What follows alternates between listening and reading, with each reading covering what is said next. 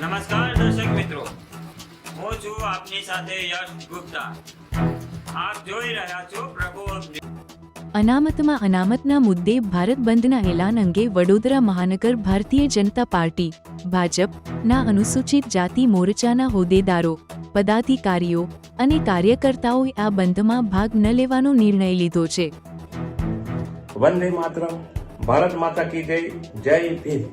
દેશના યશસ્વી વડાપ્રધાન શ્રી નરેન્દ્રભાઈ મોદીજી સતત ત્રીજી વખત જ્યારે દેશનું સુકાન સંભાળવા જઈ રહ્યા હતા ત્યારે સંસદ ભવનમાં પોતાનો પ્રથમ ડગ માંડ્યો અને ભારત રત્ન બાબા સાહેબ આંબેડકર જે આપેલા બંધારણને પોતાને માથે લગાવીને આ દેશનું સુકાન સંભાળ્યું હતું.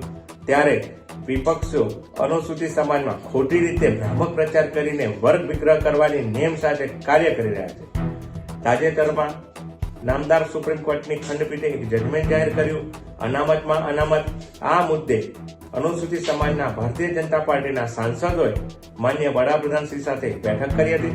આ બેઠકમાં પણ વડાપ્રધાન શ્રીએ સ્પષ્ટ કર્યું હતું કે અમે કોટાની તરફેણમાં નથી.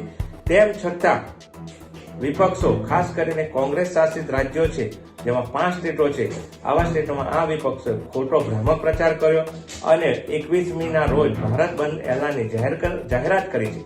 અમે અનુસૂચિત સમાજના આગેવાનો, ખાસ કરીને ભારતીય જનતા પાર્ટીના કાર્યકર્તાઓ, પદાધિકારીઓ, હોદ્દેદારો અમે આ ભારત બંધ એલાનને સમર્થનમાં નથી અને અમે સમર્થન પણ કરતા નથી અને આ ભારત બંધ એલાનને સખત શબ્દોમાં વખોડીએ છીએ.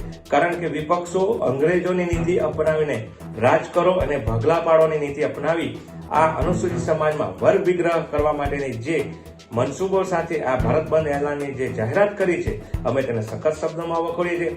અમે અનુસૂચિત સમાજના સર્વ ભાઈઓને પણ અપીલ કરીએ છીએ કે આવા ભારત બંધ એલાનમાં ન જોડાય અને આવા વર્ગ વિગ્રહ કરતા રાજકીય રોટલો શેકવાવાળા મનસૂબો સાથે જે નીકળેલા લોકો છે તેને જકારો આપે અને એનો જડબાતોડ જવાબ આપે.